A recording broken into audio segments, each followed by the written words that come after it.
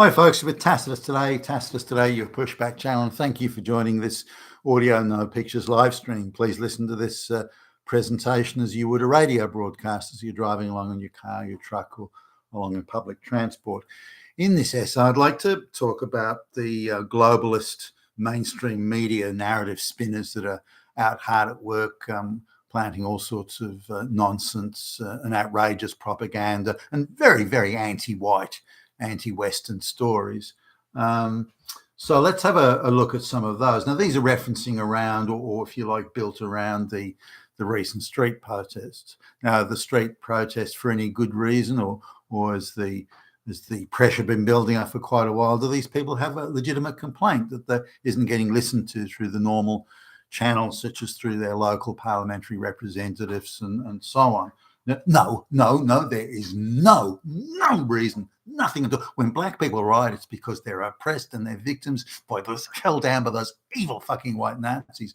But when the white people might protest, then that's still because they're evil Nazis. I mean, wow, either way it goes, evil Nazis with swastikas, by the way. So this is a piece, this is one of a few, by the way, but there's a piece about, they're focusing here on Indian immigrants to Britain, and the thrust of the article is that these Indian immigrants are living in trembling fear, 24/7 trembling fear, because they're surrounded by Nazis, and they're all making swastika salutes. They're waving swastikas and making Nazi salutes, all of them, everywhere. They can't go even out the front door. They'll be surrounded by Nazis waving swastikas. They can't go to the corner shop to get, milk or bread or something like that, because again, the Nazis, Hitler personally is on every doorstep. This is the ginned up sort of thing. Now they go straight for the propaganda, and it goes something like this. Little Shashi remembers the stories that her grandmother told her about the evil Nazis that were everywhere in Britain in the 1960s and 70s. Enoch Powell, Hitler, Nazi Germany, 1930s. Let's get all that into the paragraph there. Little Shashi, dressed in pink, by the way.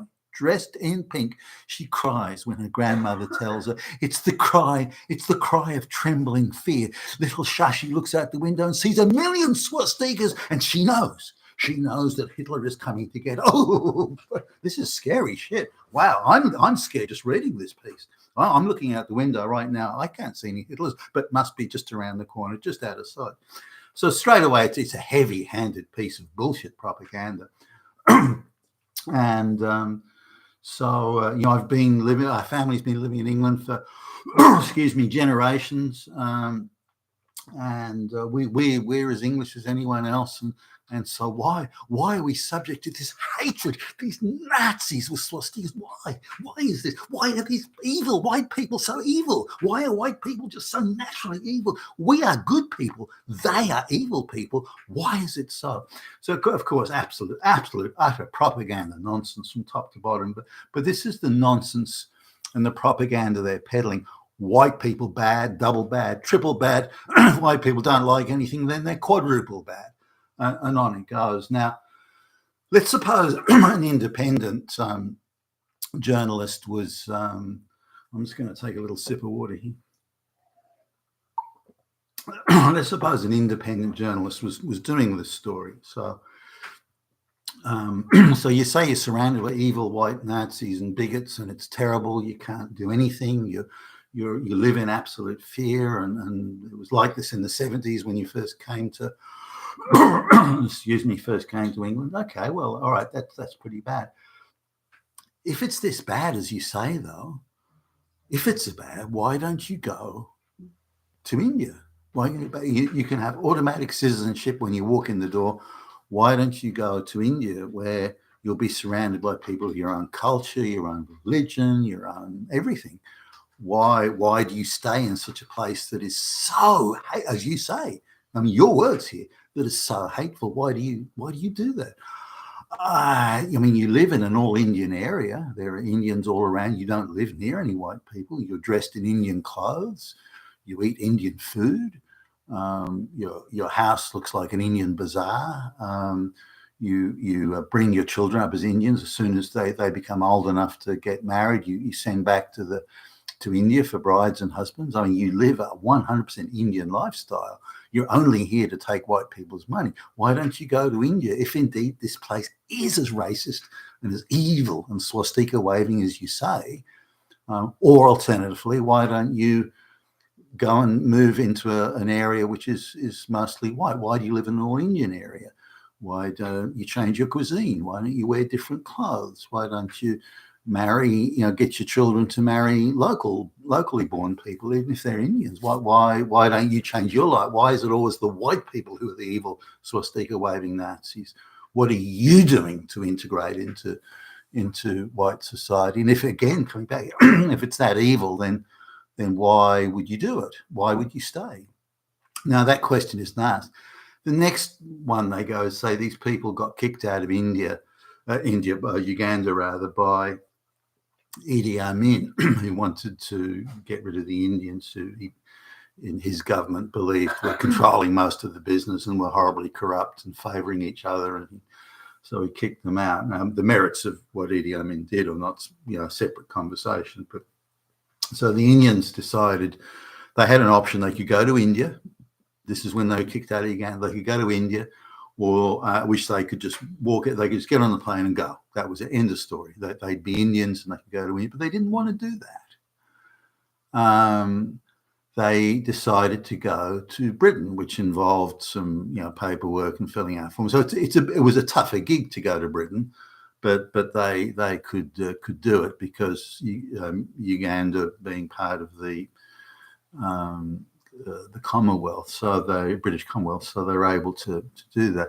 Now, they explained at the time, we knew even back then when we were getting out of Africa, which Priti Patel and others did, we knew that England was an evil, white, racist, Nazi, fascist hellhole. We knew it back then. And of course, that's what it was. Enoch Powell and evilness, swastikas everywhere. The National Front and this and that, and people that didn't want mass immigration or brown people coming in. We suffered all that. Well, again, okay, all right then. So you decided to not go to India and instead go to a country, England, that you decided was, and you knew was, and you believed was evilly racist to its core, but still you decided to go there. Why was that exactly? And here you are generations later still complaining about how it's evil and racist to your core. You could have gone to India at any time. You could have gone straight out from it, but you decided to go to this evil, fascist, Nazi, Hitler, Enoch Powell, racist country. Can we talk about that? But no, those aren't the sort of questions. The only line of questioning is, tell us again how more evil is white people, or they're double Nazi. Good copy. Tell me more about how bad white people, they're triple Nazi. Oh, yes. Tell me more again. They've got 100 swastikas. Yeah, I'm getting a hard on here. And this is really the whole sort of thing. So pure propaganda piece, and the whole thing is just really how evil and bad white people are. Now, no effort to discuss any other issue, no effort to look at the wider issues here. The British people never voted for mass immigration, never agreed to it, never wanted it. They've repeatedly said they don't want it, and yet still it's forced on them. But if you've got a problem with that, then you're a fucking xenophobic, fucking fascist, Nazi, swastika waving right-wing hood. And that's it. End of discussion. There is no other way of looking at this. So again, we're talking about pure propaganda here, but